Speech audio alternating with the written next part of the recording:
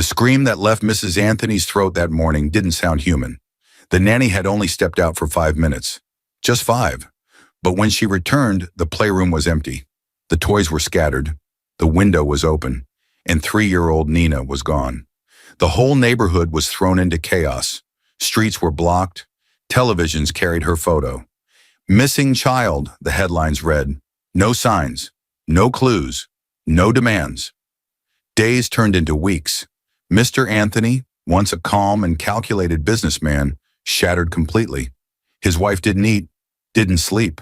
She barely spoke. Her eyes stayed fixed on the front gate, waiting for a miracle that never came. He tried everything.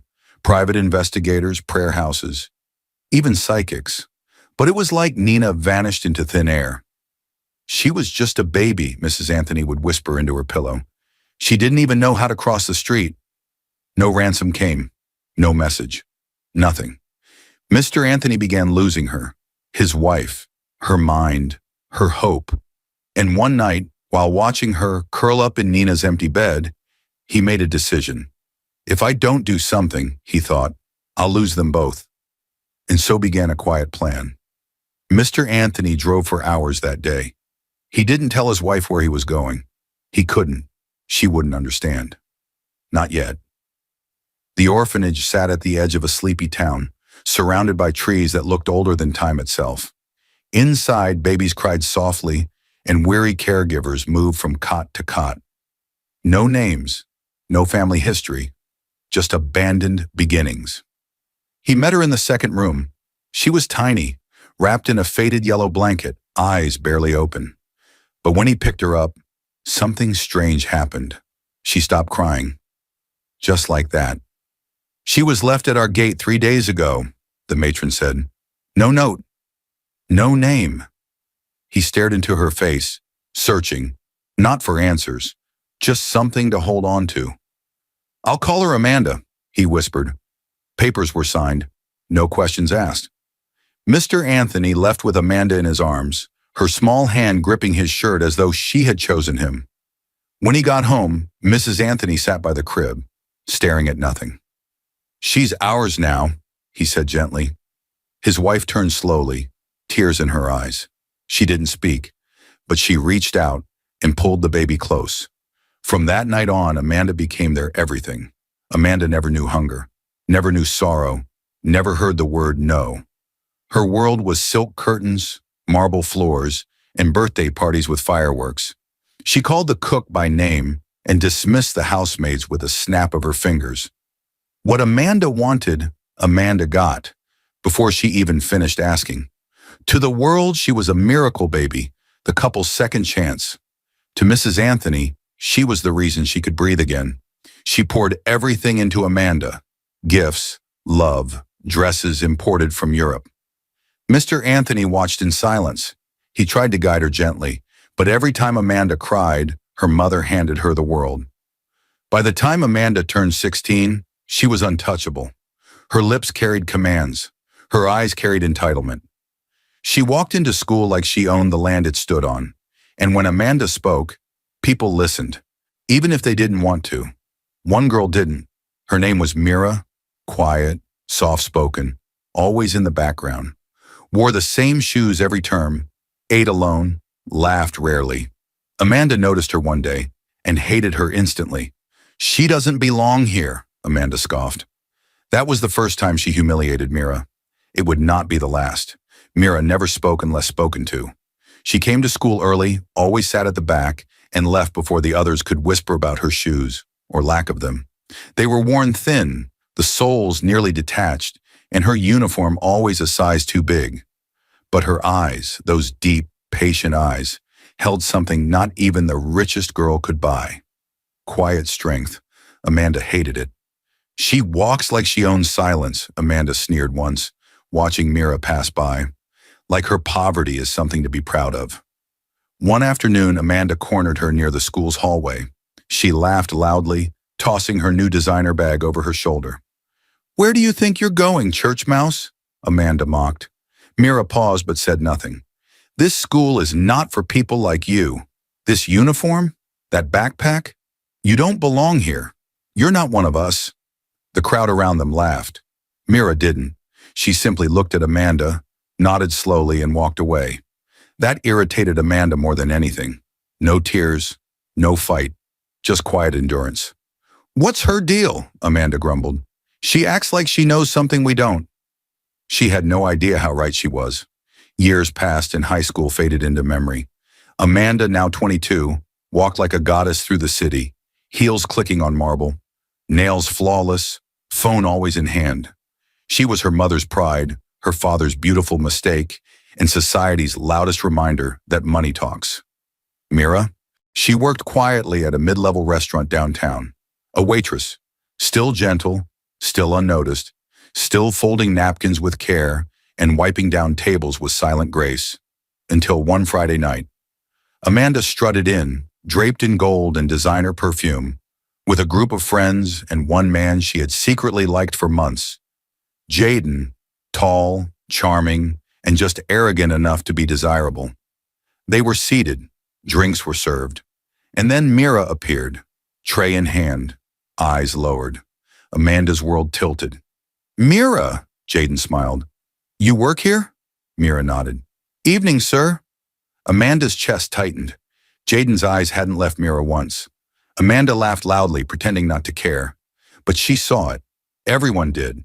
That smile he gave Meera, she had never received it. Ever. "Imagine," Amanda muttered under her breath, "a common waitress, stealing attention." That night, as Meera cleared the table with her usual grace, Amanda whispered to her mother, "She needs to disappear." Amanda couldn't sleep.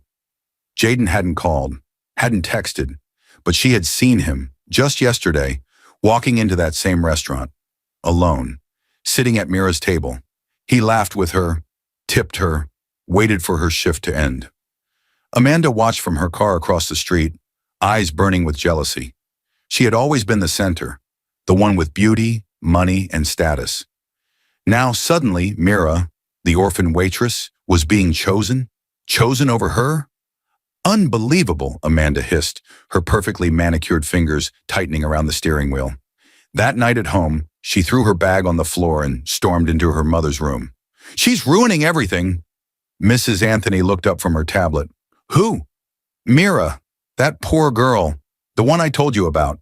Jaden likes her, not me." Her mother raised a brow. "He'll come around."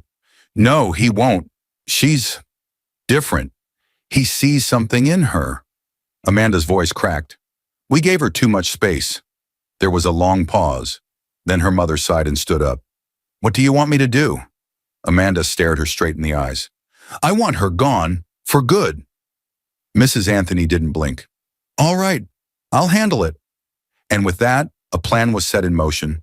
It was raining the night the plan was sealed. Amanda and her mother sat in the back seat of a parked black SUV, the windows fogged, the air heavy with silence. Across from them sat two men, cold eyes, rough hands, and no concern for morality. "She leaves work at 10 p.m., Amanda said, sliding a photo of Meera across the seat. "She walks down this lonely path, and she's always alone." Mrs. Anthony, in a long coat and dark shades, handed over an envelope thick with cash. No questions, no mistakes. The taller man glanced at the photo, then the money. "You sure about this?" Amanda scoffed. "She's no one. She's a useless and poor orphan." Mrs. Anthony nodded. "Just make it quick." The men said nothing more. The deal was done.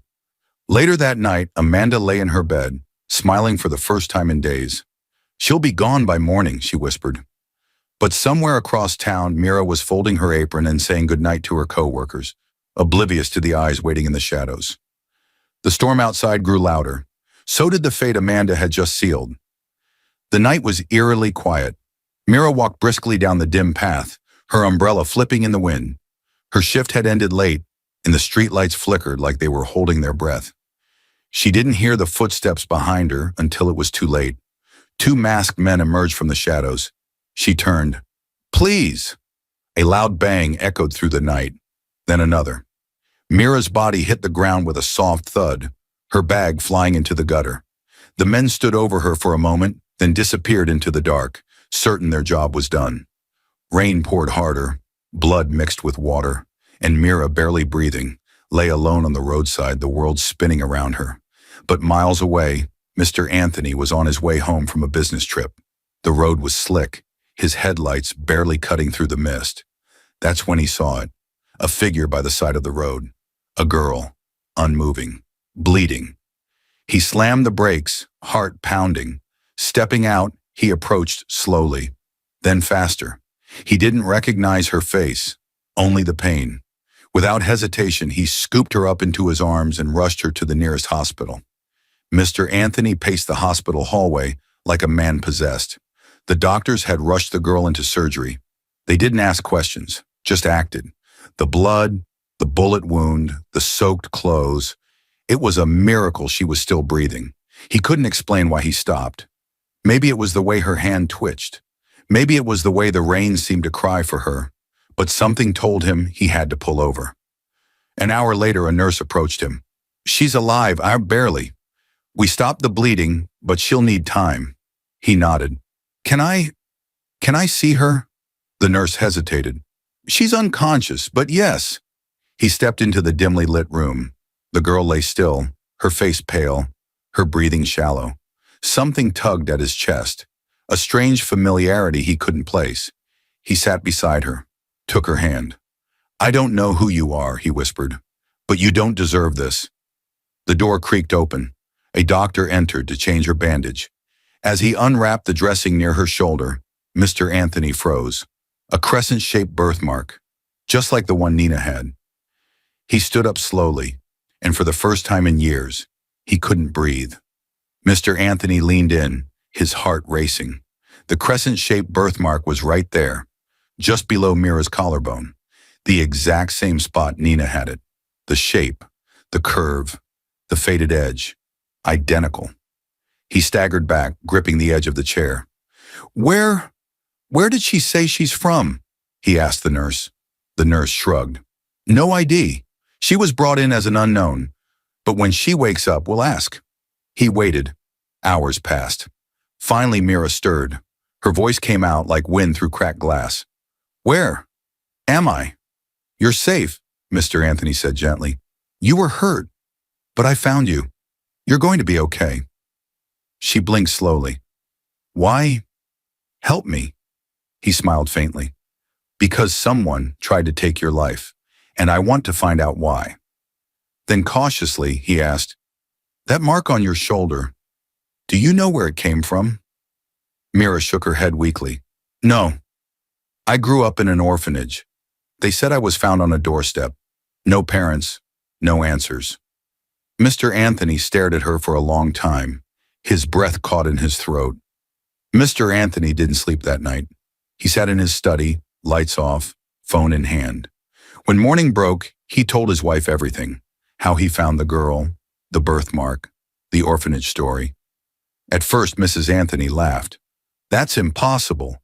Meera, that ragged girl, you think she's our Nenah?" But then he showed her the photo he secretly took at the hospital. The moment her eyes fell on the mark, the smile drained from her face.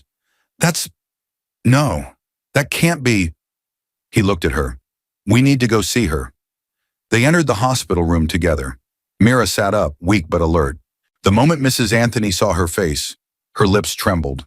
The nose, the eyes, the dimple that only showed when she blinked too fast. Tears rolled down her cheeks. "Nenah," she whispered. Meera tilted her head. "I'm sorry?" Mrs. Anthony rushed to her, clutching her hands. "You're my daughter, my baby. You were taken from me." Meera looked at Mr. Anthony, overwhelmed. "Is this real?" He nodded, fighting back tears. "You're home." Just then Amanda walked in. Her heart stopped, staring at Meera, the girl she tried to kill, her sister. Amanda stood frozen at the doorway, her entire world unraveling. The girl she bullied, humiliated, tried to destroy, was her blood, her sister. She pulled her mother aside, her voice a frantic whisper. "Mom, that's the girl, the one we sent them after." Mrs. Anthony's knees gave out. She dropped to the floor in tears. "I tried to kill my own child." Inside the ward, Meera stared at them both, shattered. "You sent someone to kill me?" Mr. Anthony turned sharply. "What are you talking about?" His wife sobbed. "We didn't know. We thought she was just some poor girl standing in Amanda's way." Fury exploded in his eyes. "You planned a murder of an innocent girl who turned out to be our long-lost daughter." Amanda tried to speak, but he raised his hand. "Enough." He looked at Meera, pain all over his face. "I am so sorry for everything." Meera, trembling, whispered, "I forgive you." But forgiveness didn't mean forgetting. That night, Mr. Anthony kicked Amanda and his wife out of the house. Meera returned to the home that was always hers. Amanda didn't stop. Even after being cast out, she tried everything. Fake calls, hired help, even bribing servants. But no one inside the mansion would speak to her. Mr. Anthony made sure of that. The gates stayed closed, and Meera was finally safe. With nowhere to channel her rage, Amanda turned to alcohol, parties, and darkness. Each night, a new club, a new drink, a new low. One night, too drunk to see straight, she got behind the wheel. She never made it out of that tree. News of her death spread quickly. Mrs. Anthony collapsed when she heard. Grief clawed at her like a second punishment. She had lost both daughters, one to the world and the other to her own sins. Yet Meera, gentle even in pain, sat beside her silently at the funeral. Mrs. Anthony wept for days, and when she finally looked her husband in the eyes, she begged not with words but with her knees on the floor and hands shaking. It took time, but Mr. Anthony forgave her for Meera's sake. Together they embraced their real daughter, and this time they loved her with all they had. No secrets, no lies, just healing, and a second chance that was truly hers. The moral lesson of this story is that we should never look down on anyone, because destiny has a way of lifting the humble and humbling the proud.